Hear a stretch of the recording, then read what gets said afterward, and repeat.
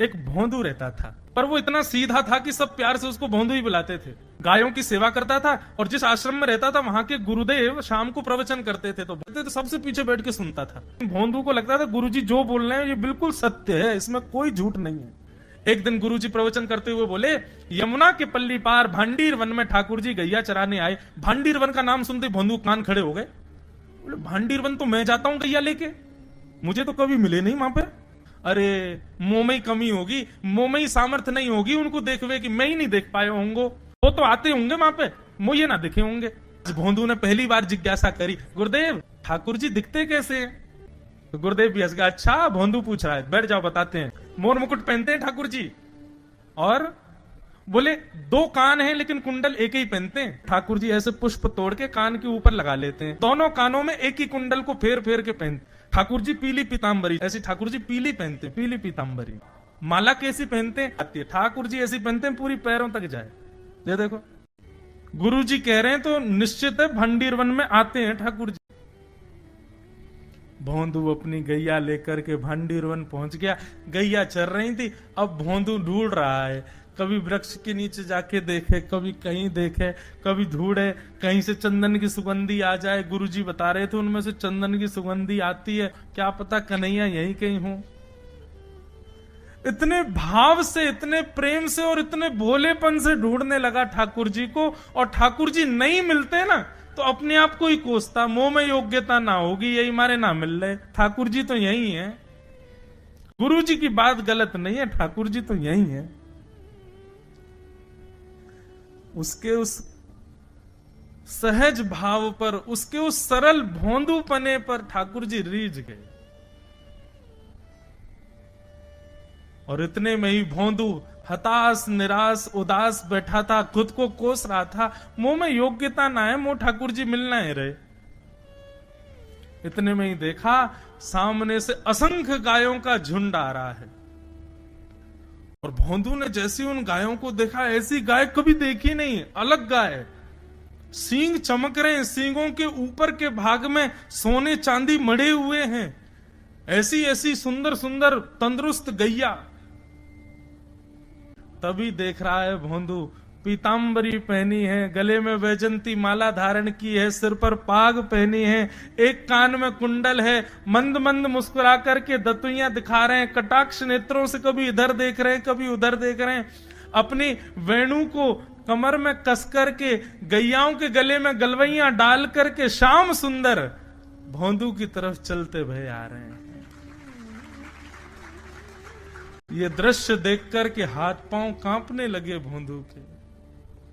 उसको लगा मेरे पास तो आएंगे ही नहीं है, वहीं से मुड़ जाएंगे, अब मैं उनके पास जाके उनको असहज नहीं करूंगा, यहीं से देख लूं, यहीं से प्रणाम कर लूं। लेकिन जैसे जैसे प्रणाम करके ऊपर देखता, ठाकुर जी और पास आ रहे हैं, और पास आ रहे हैं, और पास आ रहे हैं। जैसे ही ठाकुर जी आकर के बैठे, भोंदू के पास शब्द नहीं है, हाथ पैर कंपित हो रहे हैं, उसको सूझ ही नहीं रहा करूं क्या मैं, इनके लिए क्या बिछाऊं, कहां बैठाऊं। ठाकुर जी ने अपने आप ही भोंदू के गले में हाथ डाली, अरे तेरा नाम कहा है? जैसे ही ठाकुर जी ने नाम पूछा, भोंदू अपना ही नाम भूल गया, बोले मुझे याद ही नहीं मेरा नाम क्या है, पर प्रेम से सब लोग मुझे भोंदू बुलाते हैं। अब तो भोंदू नाम सुनते ही ठाकुर जी ताली दे दे के हंसने लगे, तेरा नाम भोंदू है? बोले हाँ मेरा नाम भोंदू है। और ठाकुर जी आपको अच्छा लगो? बोले हाँ बहुत अच्छा लगो। आपको नाम कहा है? ठाकुर जी बोले तुम वो ना जाने? बोले जानू तो ना हूं, लेकिन गुरु जी ने जैसो रूप बताया वैसो ये आपको, तो आप कहीं नंद नंदन तो नहीं हो? ठाकुर जी बोले हाँ मैं नंद नंदन नहीं हूं, यशोदा जी को लाला, नंद जी को लाला।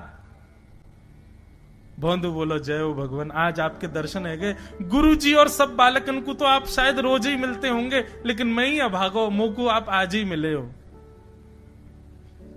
ठाकुर जी बोले अब चल बात मत बनावे, जल्दी कछु खवा, मुंह को भूख लग रही है। भोंदू एक कपड़े में रोटी बांध के उसमें मिर्च और गुड़ रख करके लेके गया।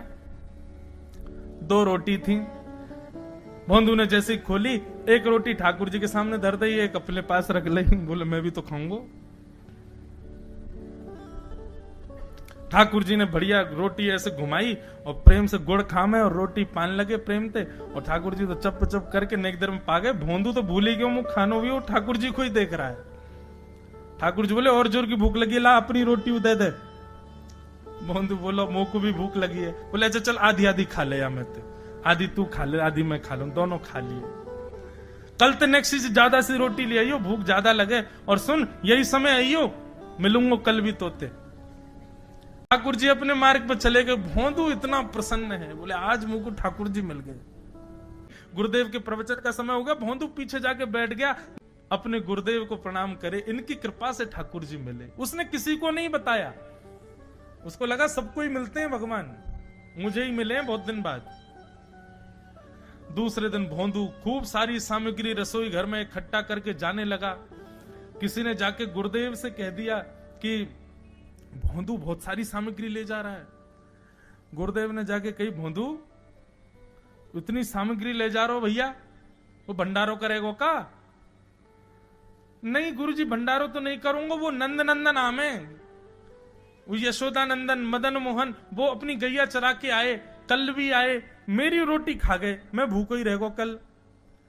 या हमारे ज्यादा सी ले जा रहा हूं, बेचारे बहुत भूखे आए कल, कि उनको पेट भर जाएगा, मैं भी पाए लूंगा, या हमारे गुरुजी आज ज्यादा सामग्री ले जा रहा हूं। गुरुदेव ने मन में सोचा ये बात कोई और कहे तो अविश्वास किया जा सकता है, लेकिन भोंदू झूठ नहीं बोलता।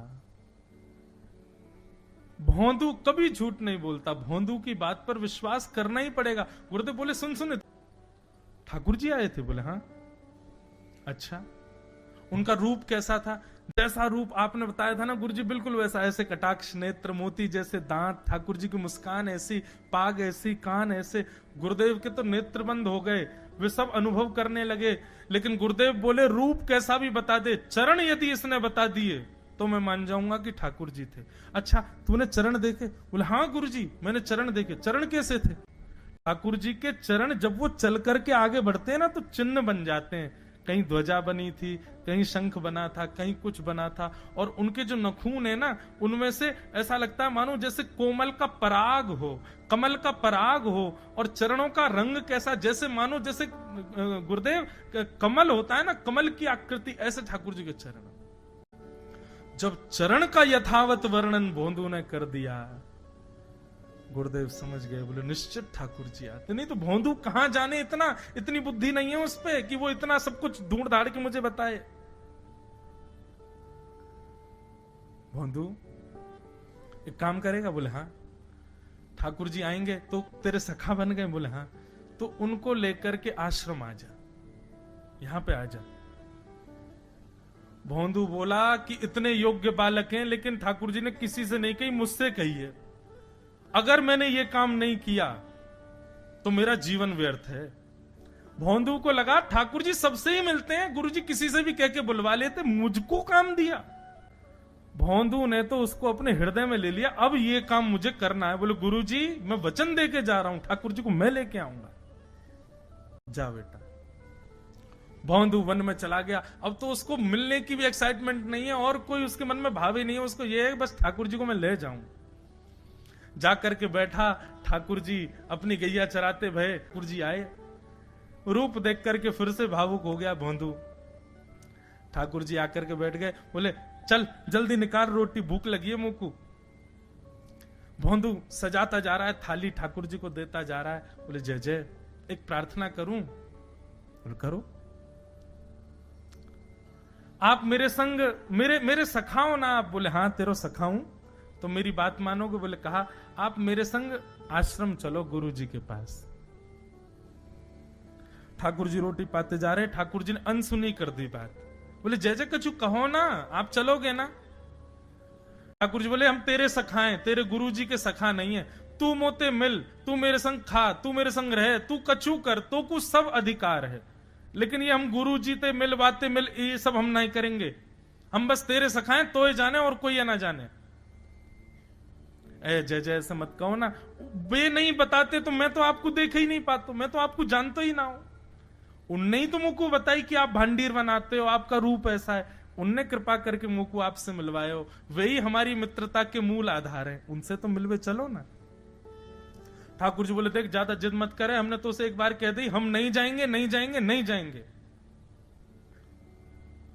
ठाकुर जी रोटी पा रहे थे तो भोंदू ने हाथ से रोटी और छनाई बोली ये भी दो, ये भी गुरु जी की है, लाओ ये मिर्च गुड़ सब दो, ये सब गुरु जी को, ये भी मत खाओ। और सुनो, यदि हमारे गुरु जी से आपको प्रेम नहीं है तो हमको आपसे प्रेम नहीं है। कल ते अपनी गैयान को लेकर कहीं और चरावे जाओ, होंगे तुम नंदन नंदन अपने गांव के, मेरे गुरु जी के पास नहीं जाओगे। और सुनो, ये मुंह में जो रोटी रखी जाओ को उगल आओ, ये भी गुरु जी की रसोई में बनी है, हमारे गुरु जी से नहीं मिलेंगे। ठाकुर जी बोले अरे भोंदू ने रुक तो, नहीं नहीं नहीं अब तो मैं सुनूंगा ही नहीं, आपने ऐसे कैसे कह दी नहीं जाएंगे, 3 बार नहीं जाएंगे नहीं जाएंगे।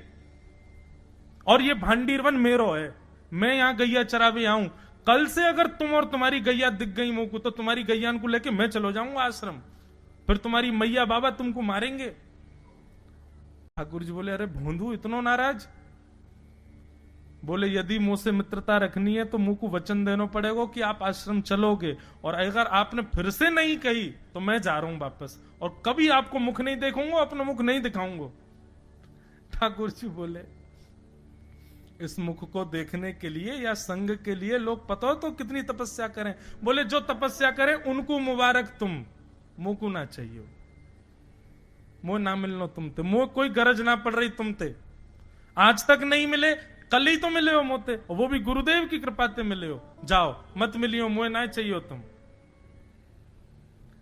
ठाकुर जी बोले मैं तो ना जाऊंगा, मैं तो तेरे पास ही रहूंगा। बोले तुम मत जाओ मैं जा रहा हूं। जाने लगा वापस। भोंदू, ठाकुर जी पुकार रहे हैं भोंदू को,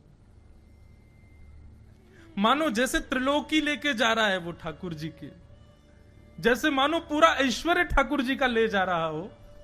अरे भोंदू ने रुक तो जा।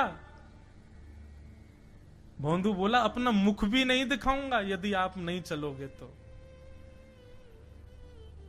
भोंदू थोड़ी दूर गया, ठाकुर जी को लगी वापस आ जाएगा, थोड़ी और दूर गया, लगा अब आ जाएगा, लेकिन जब भोंदू दिखना बंद हो गया हमारे ठाकुर जी विचलित हो गए, दौड़े भोंदू की तरफ। ठाकुर जी दौड़ करके गए और जाकर के भोंदू के पित्ती पे चढ़ गए। बोले ले चल अपने गुरुदेव के पास, चलूंगा तू जहां कहेगो, लेकिन तो दूर नहीं जान दूंगा। और भोंदू ठाकुर जी को ऐसे ऊपर चढ़ा करके लेकर के आश्रम जा रहा है। गुरुदेव आकर के खड़े हो गए और मन में बस विचार कर रहे थे, हाथ पांव कांप रहे थे, बोले ठाकुर जी आएंगे कि नहीं। इतने में ही भोंदू आया और तभी देखा भोंदू के पिद्दी पर ठाकुर जी टंगे भय आ रहे हैं। आज गुरुदेव ने जाकर के पहले भोंदू को प्रणाम किया, बोले जय हो, धन्य है।